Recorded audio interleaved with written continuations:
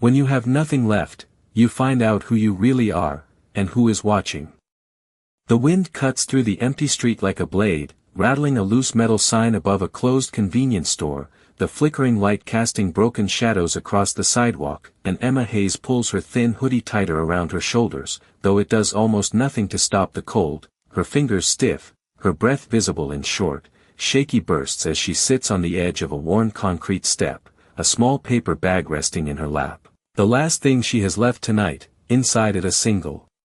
loaf of day-old bread she got from a bakery that was closing down, the kind they usually throw away, but sometimes, if you're lucky and you ask at the right moment, they let you keep, and she stares at it for a long second, her stomach tightening, reminding her she hasn't eaten since yesterday morning. Not really, just a cup of watered-down coffee from a shelter that ran out of food before she reached the line, and for a moment, just a moment, she thinks about keeping it all to herself, about walking somewhere quiet, tearing into it, eating fast before the hunger makes her dizzy again, but then she hears it, a soft shuffle nearby, barely louder than the wind, and she looks up, eyes narrowing, spotting a man sitting a few feet away beneath a broken street lamp, his coat thin, shoulders slightly hunched, his hands clasped together as if trying to hold on to whatever warmth he has left, and there's something about the way he sits. Not desperate, not aggressive, just tired, like the world has taken more from him than it ever gave back, and Emma hesitates, her fingers tightening around the paper bag, her mind running through every reason not to move, not to get involved, not when she has so little herself, but then he glances up, their eyes meeting for just a second, and it's enough, something quiet and unspoken passing between them, something that feels too familiar to ignore. And before she can talk herself out of it, she pushes herself to her feet, her legs slightly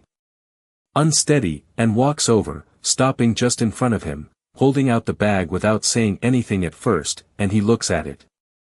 Then at her, confusion flickering across his face, like he doesn't quite believe it's meant for him, and Emma exhales slowly, offering a small, almost apologetic smile. "You look like you need it more than me," she says, her voice soft but steady, and for a second, he doesn't move, like the words hit something deeper than expected, then carefully, almost reluctantly, he reaches out and takes the bag, his fingers brushing hers just briefly, and even through the cold, she notices how warm his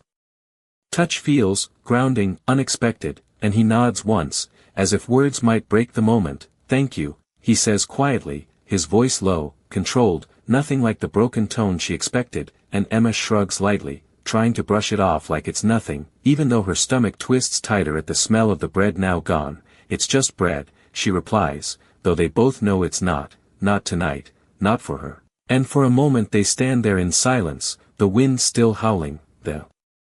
city still indifferent, and then she steps back, turning away before she can second-guess herself, before hunger or regret can pull her back, and she walks down the sidewalk, her figure slowly disappearing into the dim light, leaving behind the only thing she had left, not knowing that behind her, the man opens the bag, staring at the simple loaf like it's something far more valuable, his expression shifting, something sharp and calculating flickering behind his eyes for just a fraction of a second before it softens again, and as Emma disappears into the night, he finally whispers, almost to himself, "Interesting, not because of the bread, but because for the first time in a long time, someone gave without expecting anything in return, and that changes everything."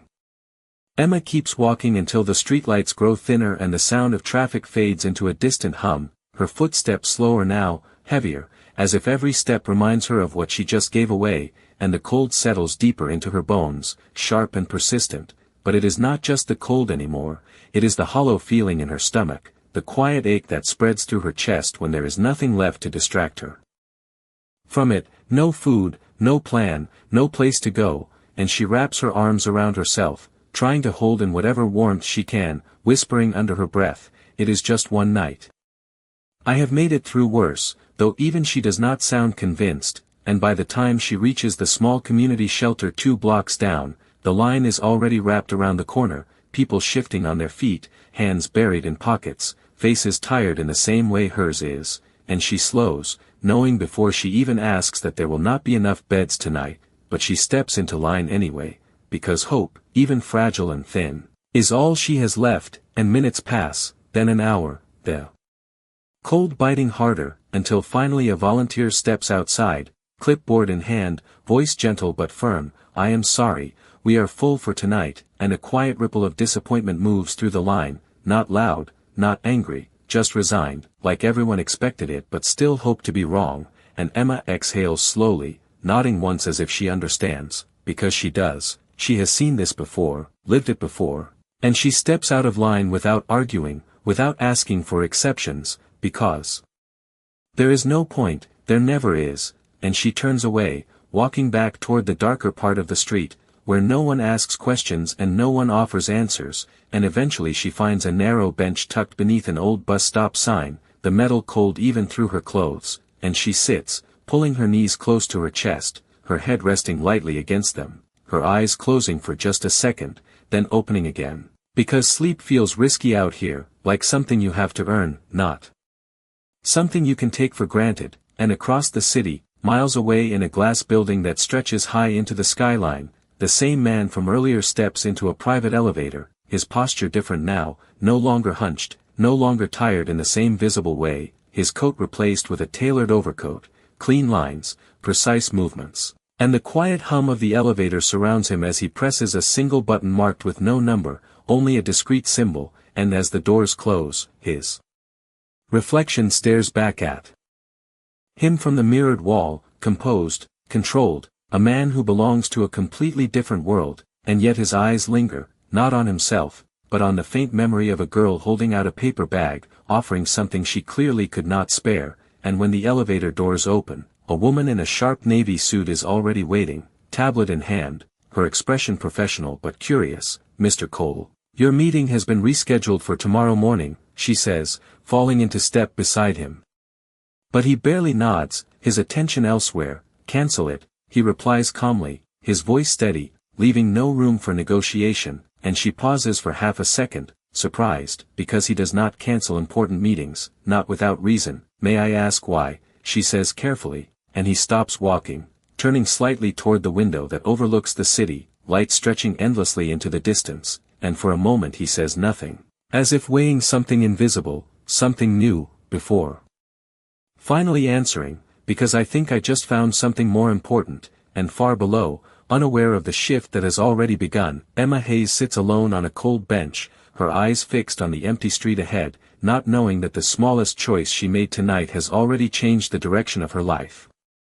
The night drifts slowly into morning, the sky turning a pale gray that offers no real warmth, and Emma barely notices when she finally dozes off for a few minutes, her head resting against the cold metal of the bus stop bench, her body curled in on itself, until the sharp hiss of a bus pulling up startles her awake, her eyes blinking against the early light, disoriented for a second before reality settles back in, and she pushes herself up, muscles stiff, her breath uneven as she looks around.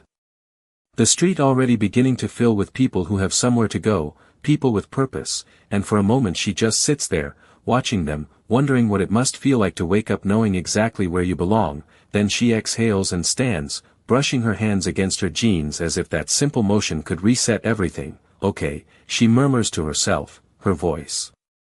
quiet but determined, one step at a time, and she starts walking, no destination in mind, just moving because standing still feels worse, because motion at least creates the illusion of progress, and after a few blocks she spots a small cafe opening its doors, the smell of fresh coffee drifting into the street, warm and inviting in a way that almost hurts, and she hesitates outside for a second, glancing at the sign, then at the people already stepping inside, clean coats, confident steps. And she knows she does not belong there, not like this, but she steps closer anyway, pushing the door open just enough to peek inside, her eyes scanning quickly. Maybe they need help, maybe they are hiring, maybe today could be different, and she approaches the counter cautiously, offering a small, polite smile to the woman behind it. "Hi, I was just wondering if you are hiring," she asks, her voice steady despite the tension in her chest. And the woman looks her up and down, not unkind, but not encouraging either. "We are fully staffed right now," she replies, already turning slightly to the next customer, and Emma nods, forcing a soft, "Thank you anyway," before stepping back, the door closing behind her with a quiet click that feels louder than it should, and she stands there for a second, staring at the reflection in the glass, her hair slightly messy, her clothes worn, her eyes tired but still holding on to something stubborn, something that refuses to disappear completely, and she straightens just a little, lifting her chin as if reminding herself that she is more than this moment, more than this situation, even if no one else sees it yet. And across town, inside a sleek office filled with natural light and silence, Alexander Cole stands at the head of a long conference table, a digital screen glowing behind him with charts and numbers that no longer hold his full attention, his team seated around him, waiting, but his gaze drifts for just a second, unfocused, and his assistant leans in slightly, lowering her voice. "The board is ready for your decision," she says, bringing him back, and he nods once, collecting himself, his expression sharpening into the composed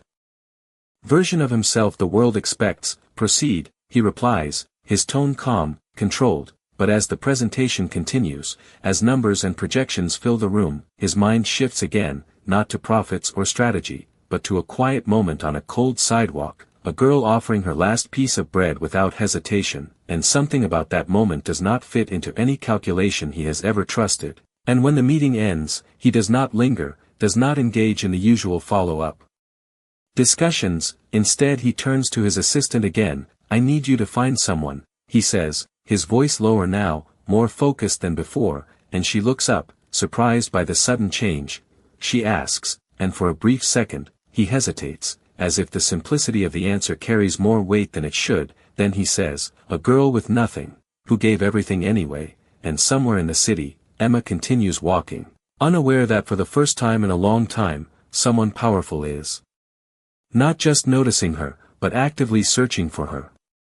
By late afternoon the city feels louder, faster, like it has already moved on from whatever hope the morning tried to offer, and Emma feels it in the way people brush past her without slowing down, in the way conversations overlap without ever including her, in the way every window she looks through reflects a version of herself that does not quite belong, and she keeps walking anyway, stopping once at a public fountain to splash a little water on her face, her fingers trembling slightly as she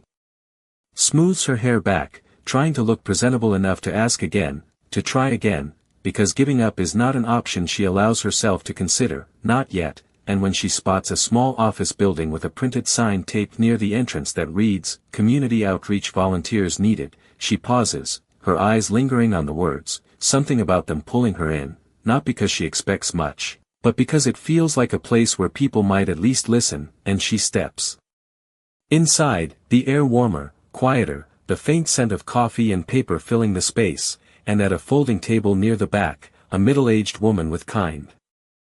eyes looks up from a stack of forms, offering a gentle smile. "Hi there, can I help you?" she asks, and Emma hesitates for just a second before nodding. "I saw the sign outside.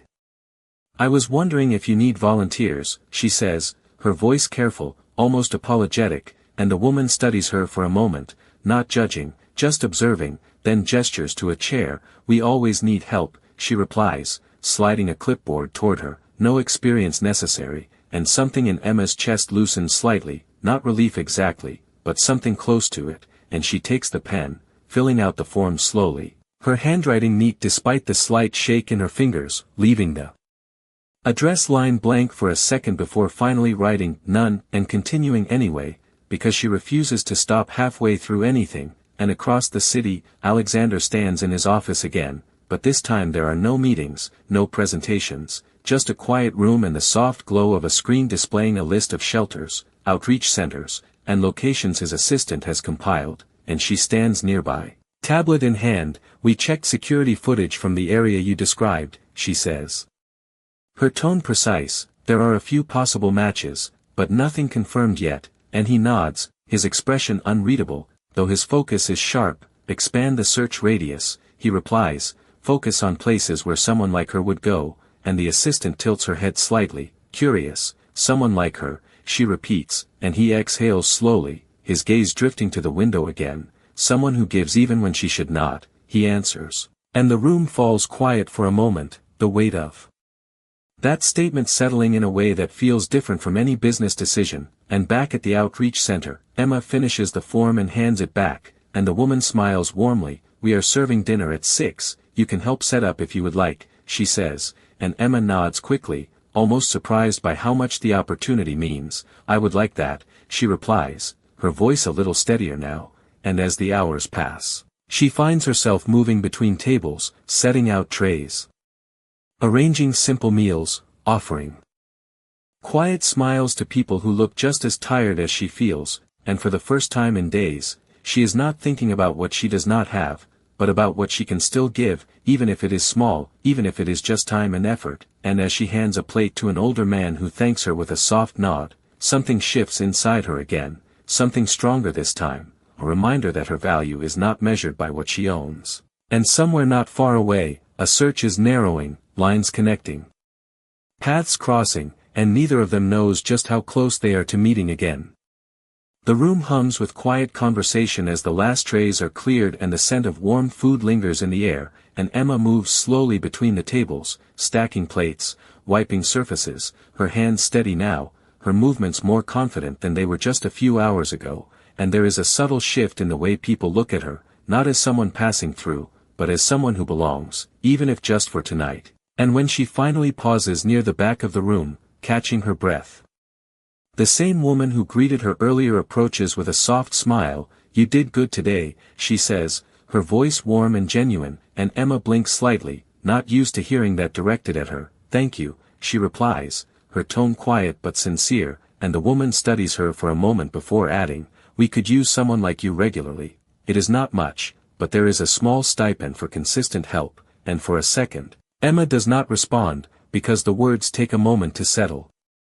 to feel real, and then she nods, a small but meaningful gesture. "I would like that," she says, and it is not just about the money, it is about having somewhere to return to, something to build from. And as she helps lock up later that evening, stepping back out into the cool night air, the city does not feel quite as overwhelming as it did before, still uncertain, still difficult, but not entirely empty anymore. And across town, Alexander sits in the back seat of a black car, the city lights reflecting across the glass as it moves through the streets, his assistant seated across from him, scrolling through information on her tablet. "We narrowed it down," she says, her voice precise. "One of the outreach centers reported a new volunteer matching your description, no permanent address, showed up this afternoon," and Alexander's gaze sharpens slightly. "Location," he replies without hesitation, and within minutes, the car shifts direction, turning toward a quieter part of the city. And when they arrive, he steps out before the driver even fully stops, his posture composed but his movements more urgent than usual, and he looks at the modest building, the lights now dimmed, the sign barely visible in the dark, and for a moment he just stands there, as if confirming something internally, before walking toward the entrance. And inside, the same woman is finishing paperwork behind the desk, looking up in surprise as the door opens again. "We are closed for tonight," she begins. But her voice trails off as she takes in his presence, the confidence, the quiet authority that does not need to be announced, and Alexander offers a polite nod. "I am not here for services," he says calmly, "I am looking for someone," and the woman studies him carefully, sensing that this is not a casual request. "Who?" she asks, her tone cautious but not unfriendly, and he pauses for just a fraction of a second before answering. "A young woman. She volunteered here today." And the woman's expression softens slightly, understanding forming behind her eyes. "You mean Emma?" she says, and the name lands heavier than he expects, real, grounded, and he repeats it quietly, "Emma," as if committing it to memory, and the woman nods. "She just left about 10 minutes ago," she adds, glancing toward the door, and for a brief moment, something almost like frustration flickers across his face, not because he missed her, but because he came this close, and then he exhales, steadying himself. "Do you know where she went?" he asks, and the woman hesitates, protective now, weighing trust against instinct. "She does not really have a place," she says carefully. "She finds somewhere to rest, comes back when she can," and Alexander nods slowly, absorbing that, the reality of her situation settling in more clearly than before, and he reaches into his coat, pulling out a simple card, placing it gently on the desk. "If she comes back," he says, his voice quieter now but firm, "please give her this," and the woman looks down at the card, then back up at him, curiosity and caution mixing in her expression. "And tell her what?" she asks, and for a moment, Alexander does not answer immediately. As if choosing the exact words matters more than anything else he has said today. And then he meets her gaze, steady and certain, tell her the man she helped has not forgotten, and outside, just a few blocks away, Emma walks slowly under the dim glow of streetlights, unaware that the distance between her past and her future has just become very, very small. The night settles again, quieter this time, as if the city itself is catching its breath, and Emma finds her way back to the same bus stop from the night before, the metal bench still cold, still unforgiving, but familiar now in a way that feels almost grounding, and she sits slowly, exhaling as she pulls her hoodie tighter around her shoulders, her body tired but her mind still turning, replaying the day, the unexpected kindness, the small opportunity at the outreach center, the way for a few hours she had not felt invisible, and that feeling lingers, soft but persistent, like something she does not want to lose, and she leans back slightly, her gaze drifting upward toward the dim sky, whispering to herself, maybe tomorrow will be better, not because she is certain, but because she needs to believe it. And across the city, inside a quiet car moving through nearly empty streets, Alexander sits in silence, his eyes focused ahead but his thoughts clearly elsewhere, the card now gone from his hand, left behind intentionally, a small bridge between two very different worlds, and his assistant glances at him briefly before speaking. Do you want us to continue searching tonight? She asks carefully, and he shakes his head once, his voice calm but decisive. No, he replies, she will come back, and there is a certainty in the way he says it, not based on data or probability, but on something far less predictable, something he is only beginning to trust. And the car slows near a quiet intersection, and he looks out the window, his gaze scanning the sidewalk almost instinctively, as if expecting to see her again, though he knows it is unlikely, and yet part of him does not dismiss the possibility entirely. And back at the bus stop, Emma shifts slightly, pulling her knees closer, her eyelids growing heavier. And this time, exhaustion begins to win, her breathing evening out as she allows herself to rest, even if only lightly, and time passes in fragments, minutes blending into hours, until the faint sound of footsteps approaches, slow, deliberate, and she stirs, her eyes opening just enough to register a figure stopping a few feet away, and for a brief moment she tenses, alert but not afraid, and the figure remains still, not intruding, not speaking immediately, and then a familiar voice breaks the silence. Calm, steady, you chose the same place, he says quietly, and Emma blinks, fully awake now, her eyes adjusting to the low light as recognition settles in, surprise flickering across her face. You, she says softly, pushing herself upright, her expression a mix of confusion and curiosity, because nothing about this feels coincidental anymore, and he steps slightly closer, but not too close, maintaining a respectful distance, his posture relaxed but intentional. I was hoping I would find you again, he admits, and Emma studies him more carefully now, noticing details she missed before, the way he carries himself, the clarity in his voice, the subtle difference between how he looks and how he felt last night. And something does not quite add up. You do not look like someone who needed that bread, she says honestly, her tone not accusing, just observant, and for a moment, a faint smile touches his lips, not dismissive, but acknowledging. Maybe I did, just not in the way you thought, he replies. And the answer lingers between them, incomplete but meaningful, and Emma tilts her head slightly, considering him, weighing instinct against logic. So why are you here? She asks finally, and this time he does not hesitate, his gaze steady on hers. Because I want to understand why someone who has nothing would still choose to give, he says, his voice quieter now, more personal than before, and Emma looks down for a second, her fingers brushing lightly against the edge of the bench, searching for words that feel honest. It was just the right thing to do, she says simply, and when she looks back up, there is no performance in her expression, no attempt to impress, just quiet certainty. And for the first time in a long time, Alexander Cole finds himself without a prepared response, because the simplicity of her answer carries more truth than anything he has heard in years. And as the city remains still around them, something shifts again, subtle but undeniable, as two completely different lives begin to move closer toward a point neither of them can yet fully see. The silence between them lingers for a moment longer, not uncomfortable, but unfamiliar, like both of them are standing at the edge of something they do not fully understand yet. And Emma shifts slightly on the bench, her eyes still fixed on him, trying to read past the calm surface he presents. "You talk like you are studying people," she says quietly, her voice thoughtful rather than defensive, and Alexander lets out a small breath, almost amused by how quickly she sees through what others often miss. "Maybe I am," he admits, his tone honest, and she raises an eyebrow slightly. "That is a strange hobby," she replies, and he nods faintly. "It is not a hobby," he says, his gaze steady. "It is my job," and that answer hangs there, heavier now, hinting at something deeper, something he still has not fully revealed, and Emma notices it, the shift in his words, the way he chooses them carefully, and for a second, doubt flickers across her expression, not fear, but caution. "So what are you trying to figure out?" she asks, leaning forward just slightly, her hands clasped together to keep warm, and Alexander looks at her, really looks at her this time, not just as a moment, not just as a question, but as a person whose answer might actually matter. "Why someone like you still believes in doing the right thing," he says, and Emma exhales softly, a faint smile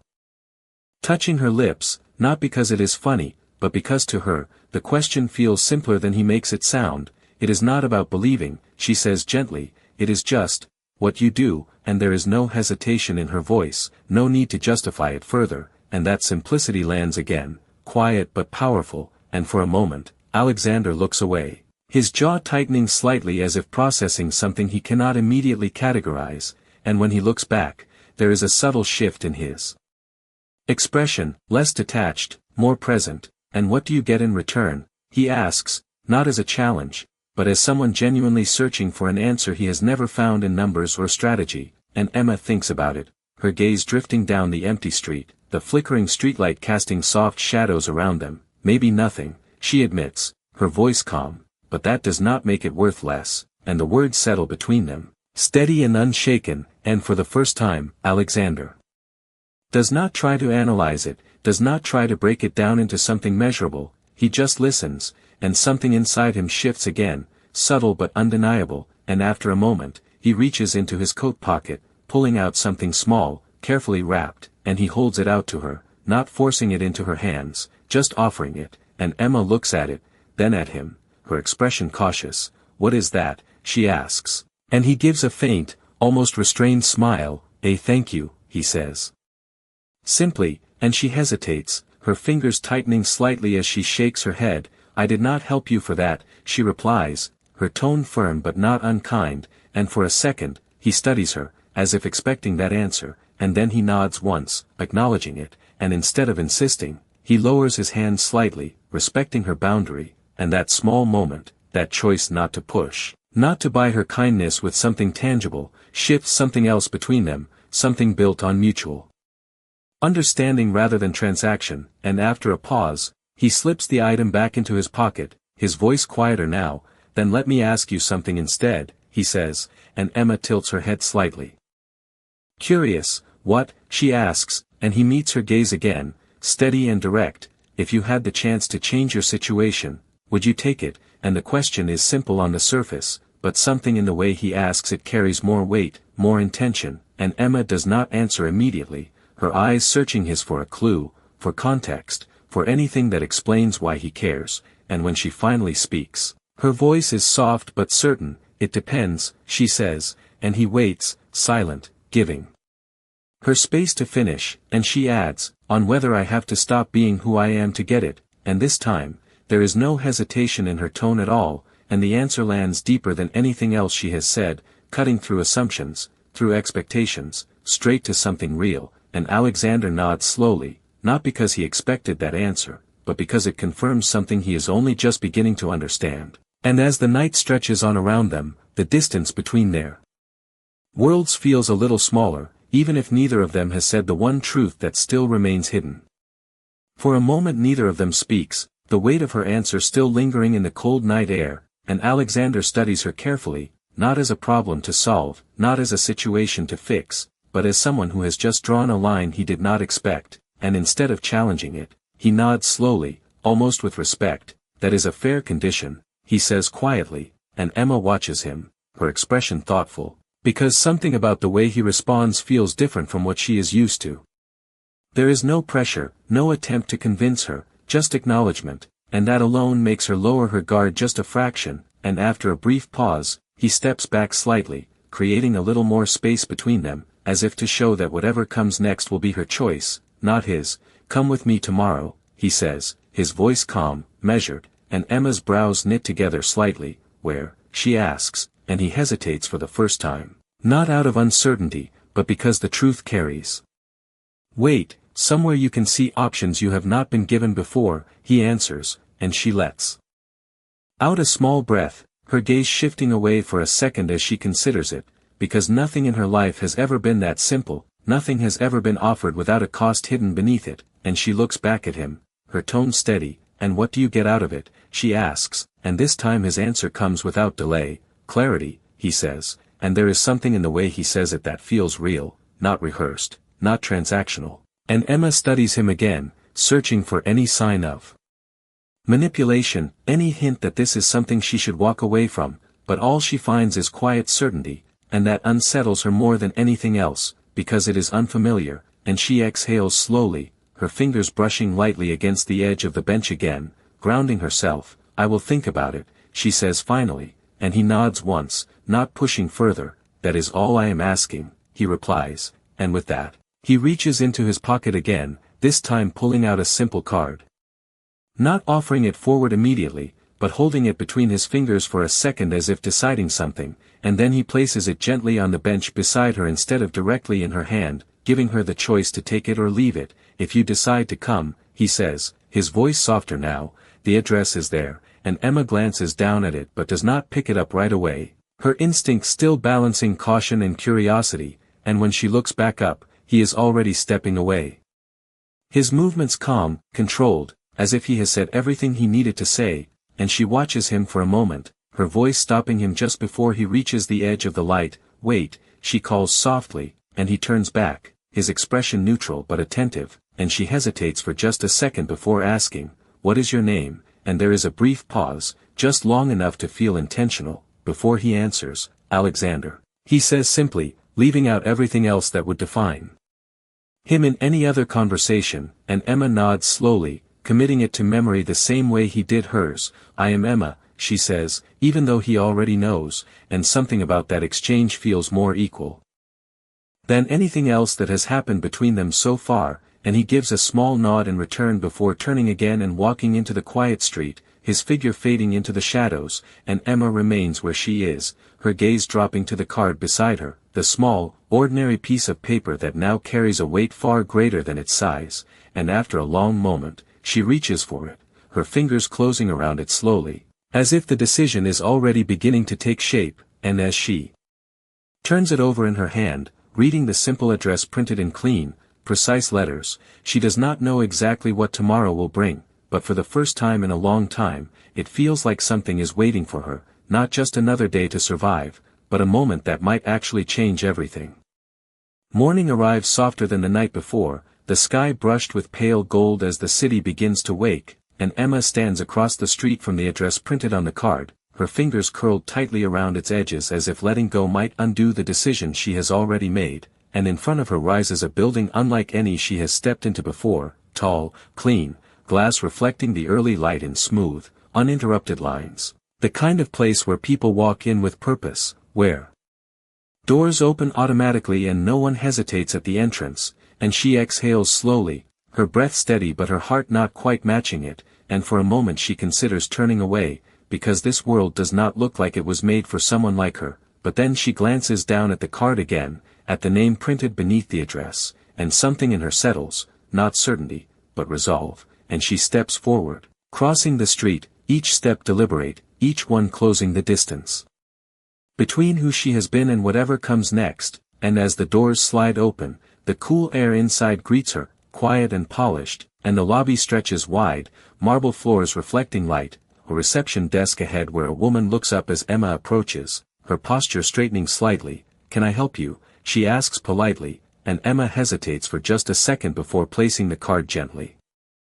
on the desk. "I was told to come here," she says, her voice calm despite everything she feels, and the woman's eyes flick to the card, then back to Emma, and something shifts in her expression, recognition, subtle but immediate, and without another question, she nods. "Of course, please follow me," she says, stepping out from behind the desk, and Emma blinks, surprised by how quickly the hesitation disappears, and she follows. Her steps quiet against the polished floor, her gaze moving slightly.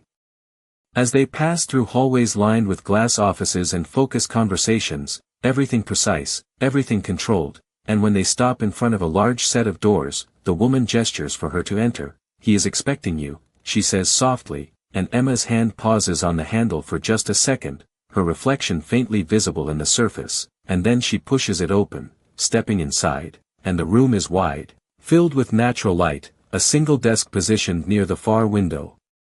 And behind it stands Alexander, his back partially turned as he looks out over the city, and when he hears the door, he turns, and for a brief moment, neither of them speaks, because this is not the same setting, not the same context, and Emma sees it clearly now, the difference in his presence, the way the room itself seems to align around him, and something clicks into place, something she had already begun to suspect, and she takes a slow step forward, her voice steady but quieter than before. "This is where you work," she says, and he nods once, no longer avoiding it. "Yes," he replies, and she studies him, the pieces coming together fully now, and after a moment, she exhales softly. "You are not just studying people," she adds, and this time, there is no reason to hold anything back, and Alexander meets her gaze directly, his voice calm but clear. "No, I am not," he says. "My name is Alexander Cole." And the name carries weight, recognition, the kind that explains everything she has been sensing without understanding, and Emma's eyes shift slightly, not with awe, not with fear, but with understanding, and she nods once, absorbing it. "So this was a test," she says, not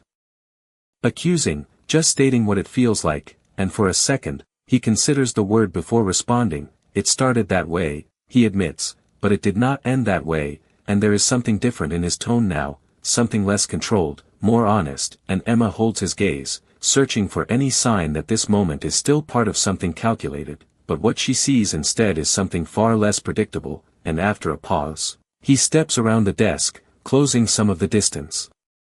between them, but not all of it, leaving space for her to decide how far this goes. "You asked what you would have to give up," he says, his voice steady. "The answer is nothing," and he gestures lightly toward the city beyond the window. "I am offering you a chance, not a condition," and Emma listens, her posture still, her mind moving through every possibility, every risk, every reason to walk away, and yet something inside her remains steady.